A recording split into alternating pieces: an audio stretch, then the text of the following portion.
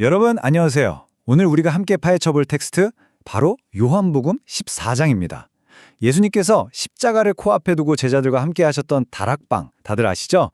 오늘 해설에서는 제자들이 느꼈던 그 지극히 인간적이고 뼈저린 불안감에서 출발해서 기독교 신앙의 가장 깊은 신비로 쑥 빨려 들어가는 아주 흥미진진한 여정을 떠나볼 겁니다. 복잡해 보일 수 있는 신학적 개념들을 아주 직관적이고 피부에 와닿게 풀어보겠습니다. 오늘 여정의 로드맵을 잠깐 볼까요? 제자들의 지극히 현실적인 두 가지 질문들에서 시작해서 삼위일체라는 엄청난 신비를 거쳐 오늘날 우리 삶에 당장 적용할 수 있는 교훈까지 쭉 자연스럽게 이어가 볼 겁니다. 자, 그럼 먼저 도마의 이야기부터 시작해보죠. 도마 하면 보통 의심 많은 사람을 제일 먼저 떠올리시잖아요. 근데 사실 이 상황을 가만히 들여다보면 도마는 굉장히 논리적이고 실용적인 사람입니다. 예수님이 훌쩍 떠나신다니까 아주 당연하게 아니 목적지도 모르는데 어떻게 그 길을 알 수 있습니까? 하고 묻는 거죠. 우리라도 그 자리에 있었다면 똑같이 묻지 않았을까요? 막연한 위로보다는 정확한 매뉴얼이나 내비게이션을 원했던 겁니다. 그런데 여기서 예수님의 대답이 진짜 말 그대로 파격적입니다. 도마가 원했던 어떤 특정 방법론, A에서 B로 가는 지도, 이런 걸 주신 게 아니에요. 그냥 내가 곧 길이다 라고 선언해 버리십니다. 나를 통하는 어떤 방법이 아니라 예수님 그분 자체가 궁극적인 해결책이라고 아주 독점적으로 선언하신 거죠. 이 선언을 개혁주의 신학에서는 어떻게 분석하는지 한번 짚어볼까요? 진짜 흥미롭거든요. 길은 거룩하신 하나님과 죄인인 우리를 연결하는 진짜 유일무이한 다리라는 거고요. 진리는 구약에 나왔던 그 수많은 율법과 제사들, 그 그림자들을 완성하는 절대적인 실체라는 겁니다. 그리고 생명은 스스로 구원할 능력이 1도 없는 죽은 영혼을 살려내는 근원적인 에너지죠. 한마디로 하나님 아버지를 아는 유일한 방법은 오직 성자 예수님뿐이라는 그 그리스도의 유일성에 아주 쾅 하고 쐐기를 박으신 대목입니다. 자, 그럼 이제 두 번째 인물, 빌립에게로 넘어가 보겠습니다. 도마가 정확한 경로를 원했다면요. 빌립은 좀 다릅니다. 이 사람은 눈에 확 치는 가시적인 기적을 원했어요. 아버지를 보여주시면 족하겠다고 하잖아요. 그러니까 내 육신의 눈으로 하나님을 떡하니 봐야만 이 지독한 불안감이 완전히 사라질 것 같았던 거죠. 사실 놀라운 기적을 보고도 또 다른 기적, 더 확실한 증거를 끊임없이 바라는 우리들의 솔직한 심정이랑 너무 똑같지 않나요? 바로 이때 정말 결정적인 포인트가 나옵니다. 예수님은 보이지 않는 하나님의 형상 그 자체시라는 거죠. 나를 분자는 아버지를 보았다고 하셨잖아요. 예수님의 성품, 그분이 하시는 말씀, 또 병자를 치유하고 사랑하시는 그 모든 사역 안에 눈에 보이지 않는 하나님의 본성이 100% 완벽하게 드러나 있다는 겁니다. 정말 놀라운 기독론적 신비입니다. 그러니까 예수님을 아는 게 곧 하나님을 대면하는 거라는 말씀이죠. 이제 이 단순해 보이는 문답을 넘어서 이 본문이 품고 있는 가장 묵직하고 심오한 개념으로 쑥 들어가 보겠습니다. 여기서 아주 거대한 신학 용어가 하나 등장하는데요.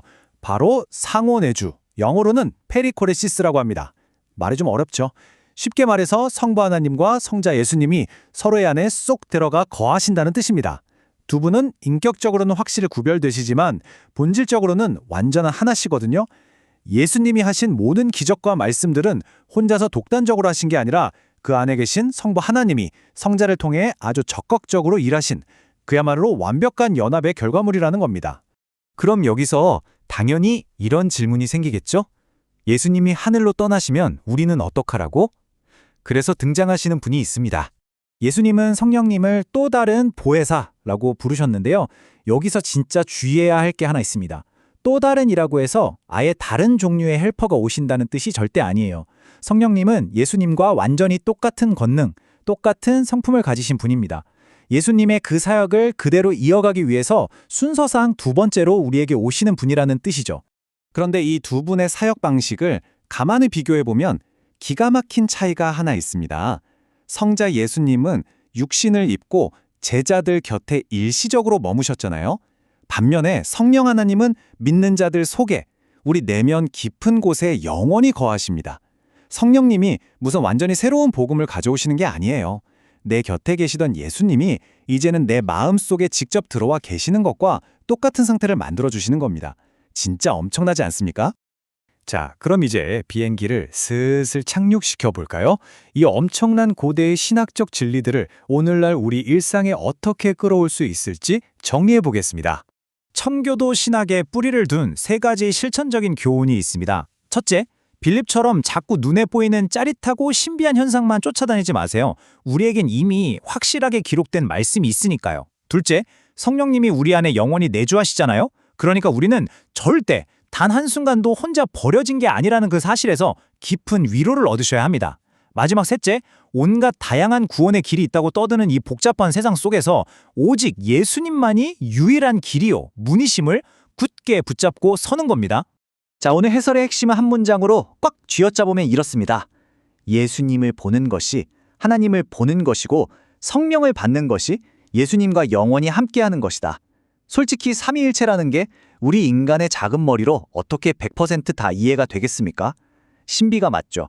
하지만 이 진리를 우리가 굳게 믿고 받아들일 때 이건 그냥 딱딱한 신학 이론이 아니라 우리 삶을 버텨내게 하는 가장 강력한 에너지가 됩니다. 이제 마지막으로 여러분께 이 질문을 하나 던지고 싶습니다.